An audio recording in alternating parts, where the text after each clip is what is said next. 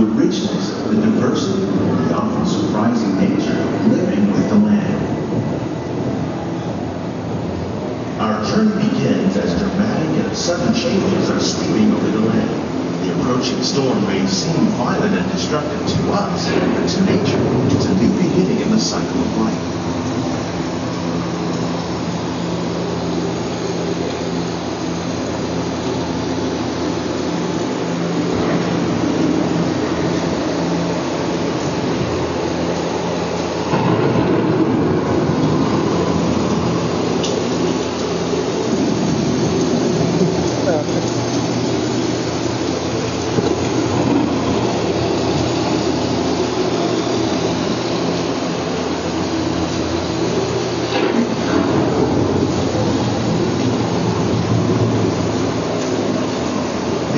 Surface of the land, roots trap water from the flowing mud, extracting precious nutrients and minerals. These elements, combined with sunlight, create the diverse living systems of our planet.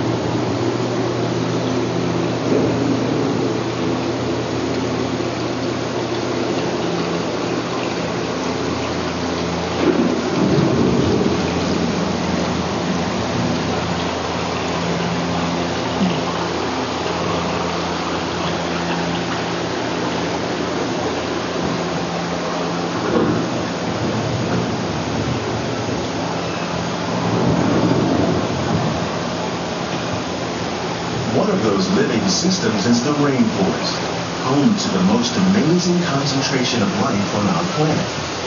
These dense and beautiful forests cover only a tiny portion of the Earth's surface, but they contain more than half of its plant and animal species. Rainforests are also extremely rich in productive living systems, providing us with oxygen, food, medicines, and other elements essential to our lives.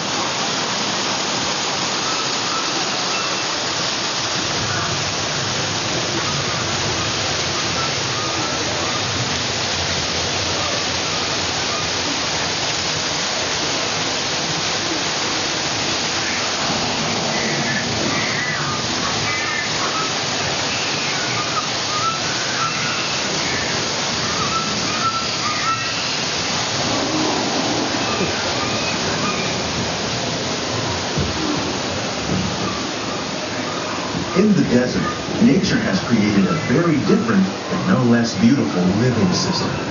And while this arid landscape may seem lifeless, it is very much alive. The plants and animals that have learned to survive in these harsh conditions make use of what little water they can find and avoid the scorching rays of the relentless sun.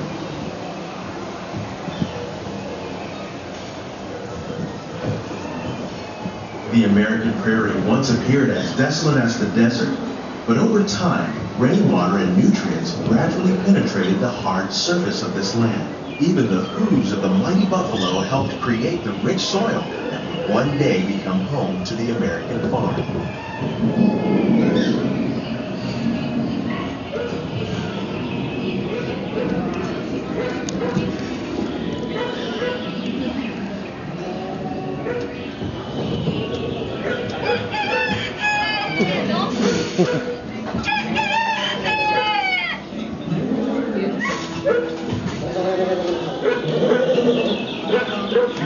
Of all the forces at work on the land, humans have had one of the most profound effects. The need to produce food for a growing world led to the enormous use and sometimes overuse of the land. In our search for more efficient ways to grow food, we often fail to realize the impact of our methods.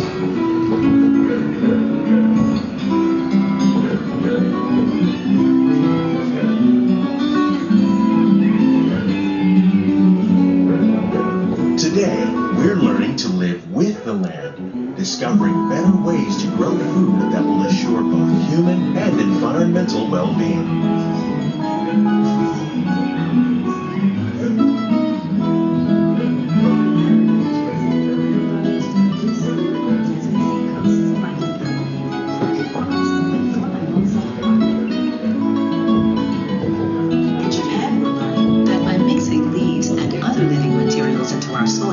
We can make farmland more fertile without the need for chemicals.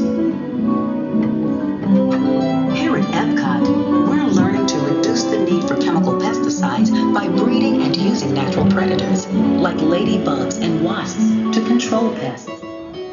In the farmlands across America, we're learning that by plowing under vegetation containing natural fertilizers, we can enrich the soil without the use of chemicals.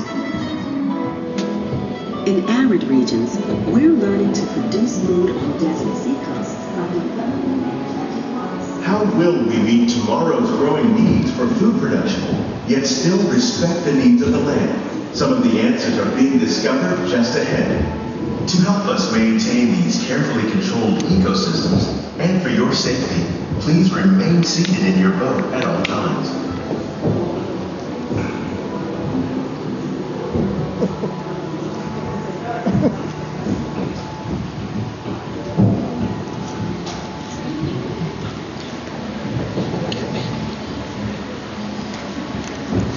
Welcome to our living laboratories, where scientists from EPCOT and the U.S. Department of Agriculture are exploring innovative ways to produce bountiful harvests now and into the future.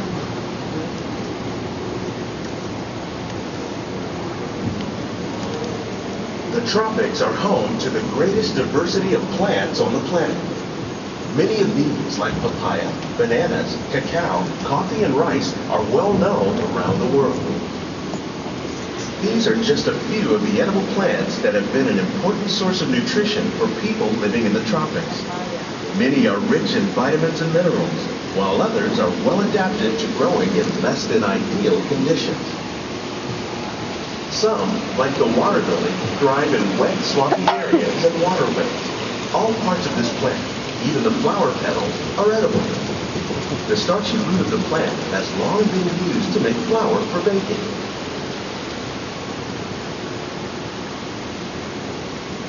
One day, many of these lesser-known tropical plants may be as important as the bananas growing on both sides of the boat. More than 28 million tons of bananas are eaten annually, making it the most popular fruit in the world.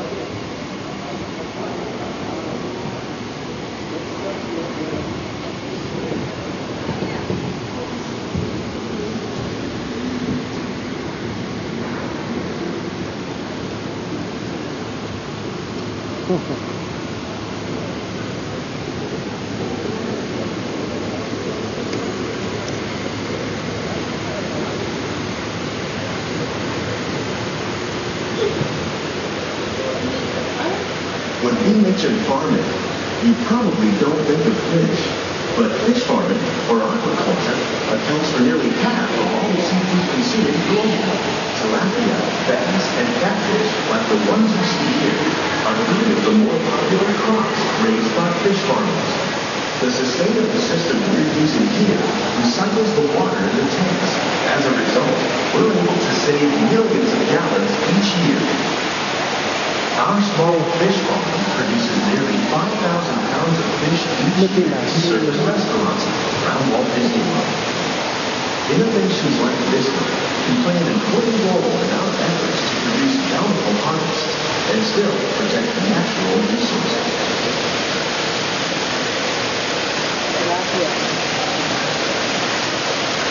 Look at shrimp.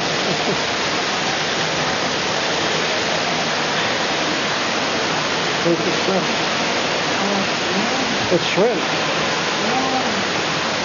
Yeah, that's shrimp. Wow. That's neat.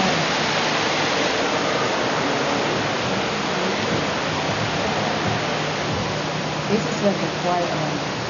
While there are more than 50,000 edible plant species in the world, most of us are only familiar with a handful that make up our everyday diet. The common grains growing here, maize, sorghum, and millet, plus rice, account for nearly 2/3 of our global food consumption. Learning how to increase yields of these staples is an important goal of research around the world. Wow, it's a new lemon.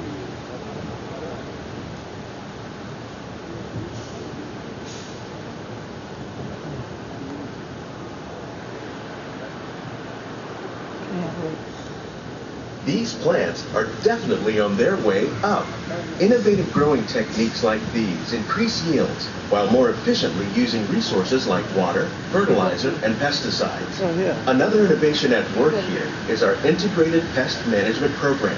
By populating our greenhouses with beneficial insects that prey on harmful pests, like aphids and flies, we are significantly reducing our reliance on conventional pesticides. We're growing these crops using our nutrient film system. This technique precisely Watermelon. controls and recycles water and nutrients. With it, we can produce over 27,000 heads of good. lettuce a year in this one small area. This feels like it's new. This section feels new. There's no pesticide. Yeah, which is good. It's natural.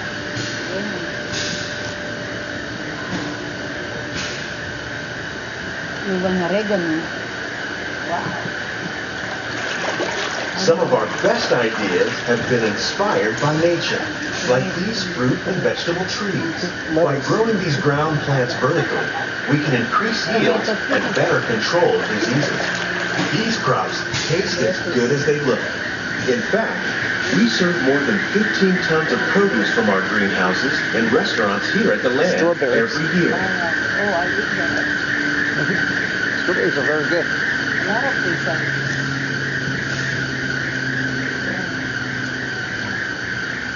My neighbor.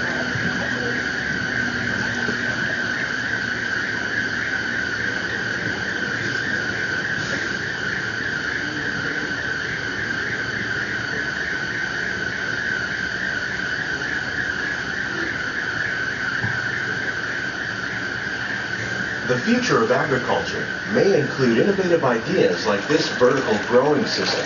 Plants grown in this way use a fraction of the space required by traditional growing methods. That saves water and increases production. The aquaponics system on your left combines hydroponics with aquaculture. The fish provide a natural source of fertilizer for the plants, and the plants help keep the water clean for the fish. It's another great way to produce more while using less. In our lab, EPCOT scientists are working with the U.S. Department of Agriculture on a number of innovative projects. The goal of these efforts is to produce higher yielding and better quality plants.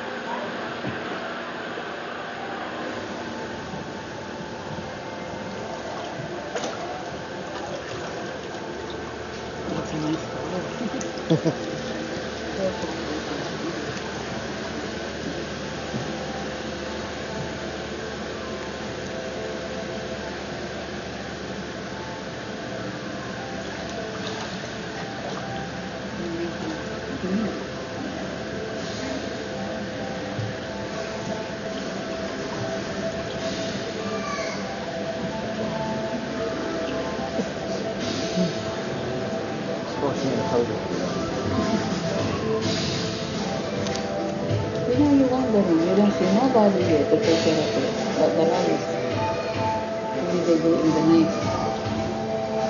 These greenhouses represent just a fraction of the work being done worldwide to produce bountiful harvests for our growing population.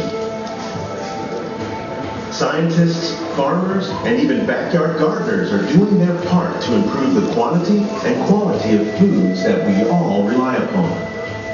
Together, we can continue to find more ways to increase food production and protect our precious natural environment.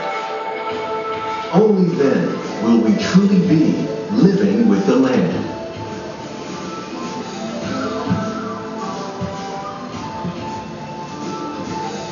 On behalf of Walt Disney World, we hope you've enjoyed this unique journey through our living laboratories. If you'd like a closer look, then check out the Behind the Scenes walking tour. It's a chance for the whole family to get up close and personal with the plants and growing techniques in our laboratories. Please keep your hands and feet inside the boat and remain seated until the boat comes to a complete stop.